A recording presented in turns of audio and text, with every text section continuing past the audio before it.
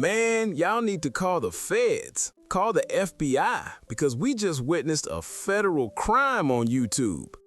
We got Solomon Nielsen back, and he didn't just roast Dr. Mike Israetel and Milo Wolf, he caught them red-handed fabricating evidence. Here's the setup.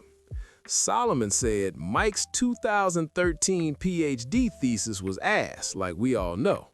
Milo made a video saying, "No, Solomon, you reviewed the wrong draft. I have the real version right here."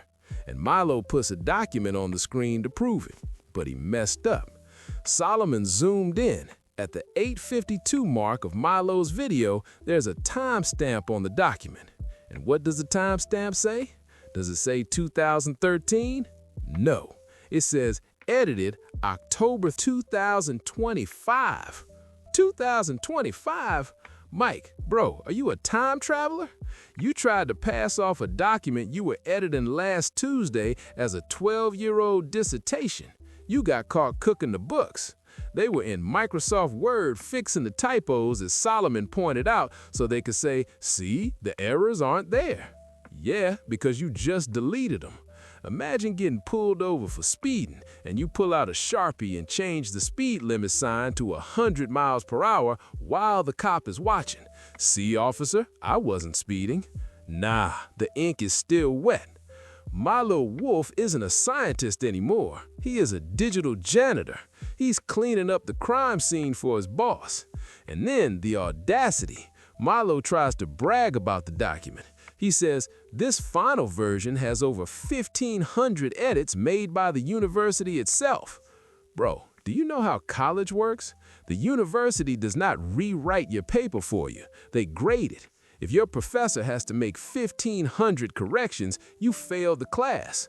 Milo is accidentally snitching on Mike. He's saying, yeah, Mike is so incompetent that East Tennessee State had to ghostwrite his thesis for him. They tried to frame it as quality control, but it sounds like academic welfare. Oh, poor little Mike can't spell. Let the dean fix it for him. This is the sloppiest cover-up in history. They tried to rewrite history, but they forgot to hide the clot. Solomon exposes the 2025 timestamp. He catches them red-handed. So what do Mike and Milo do? Do they admit it? No. They changed the story again. First, they said Solomon had the wrong file. Then, Milo admitted he had the wrong file. Now, Mike says he found a third file in his advisor's email from 2013. It's a magic trick. They're inventing documents out of thin air. Mike looks the camera in the eye and says, "I accidentally uploaded the wrong file to the university library 12 years ago, and nobody noticed." Stop the cap. You don't accidentally graduate. You don't accidentally upload a rough draft to the National Archive and the university signs off on it. If that is true, then East Tennessee State is a clown college. That means the dean didn't read it, the committee didn't read it, the librarian didn't read it. They just saw a PDF file and said, "Here is your doctorate, sir." You telling me you got a PhD based on a file nobody opened for a decade? It's the Schrodinger's thesis. The paper exists in a state of quantum superposition where it is both perfect and trash depending on who's asking. "Hey Mike, your stats are wrong." "Oh, that's the draft." "Hey Mike, show me the real one." "Oh, that's in my advisor's spam folder from 2013. Get out of here. They're laundering a degree through a confusing file history. Dr. Mike Israetel issued a statement saying, "It's 100% on me. I take full blame." Yeah, right. If you taking the blame, why is Milo the one deleting videos? Why is Milo looking like a fool in the streets? He threw the grenade and ran away. The receipts. Dr. Mike admits that he told Milo, "I'm not sure which file is which." He told him. He said, "I don't know." And what did Milo do? Did he verify it? Did he check the archives? No. Milo looked at the file that had the most pages and said, "This looks good. I suspect this is the one." You suspected? You based your entire reputation on a guess, and then you had the nerve to lecture Solomon about due diligence. Solomon didn't do his homework. Nah, you didn't do your homework. You read a fake thesis in 4 days, filmed a video, and called a man a liar based on a file that Mike Israetel found in his recycle bin.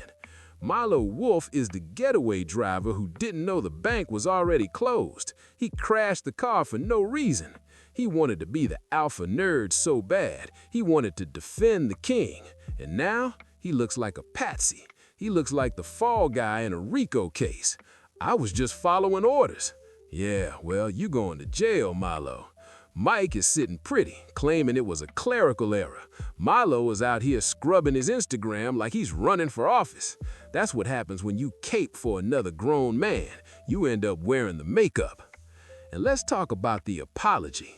Finally, Mike realizes he can't hide behind Milo anymore, so he posts a statement on Instagram. And what does he say? Does he act like a professional academic? No. He tries to make a sex joke. He writes, "I was negligent, very sloppy. By the way, Sloppy Seconds Mike was my nickname in high school." Why are you making jokes about sloppy seconds while admitting to academic fraud? Haha, look guys, I'm just a goofy guy who likes leftovers. Don't look at the fake data. It's a distraction strategy. He's using self-deprecation as a shield. If I call myself sloppy, they can't call me a liar. Yes, we can. You are a liar who is sloppy. And then he says, I take 100% blame. Do you? Because Milo is the one issuing retractions. Milo is the one deleting videos. Milo is the one looking like a fool. So, what is the final verdict? Dr. Mike is cooked. And I don't mean he's fired, I mean his character is dead. He spent 10 years building a brand on being the smartest man in the room, the 160 IQ genius, the doctor. But Solomon Nielsen just peeled back the wig. Mike isn't a scientist. He thinks he can edit reality like it's a YouTube video. Oh, the data is wrong? Let me just open Microsoft Word and fix it 12 years later. You can't post-production your degree. And look at what he did to his school, East Tennessee State. Milo's defense was the university made 1,500 edits for him. He just told the world that your PhD program is a daycare center. He said you guys hold the student's hand and write the paper for him. So now when I see Dr. Mike, I don't see a professor. I see Dr. Dre. I see Dr. Pepper. It's just a stage name. It's a marketing gimmick. You are a bodybuilder with a thesaurus, and that's fine. Be that. But stop pretending you are Einstein with a bench press. You got outsmarted by Solomon. I'm out. I'm gonna go print myself a PhD from Google Images. Apparently, that's all you need.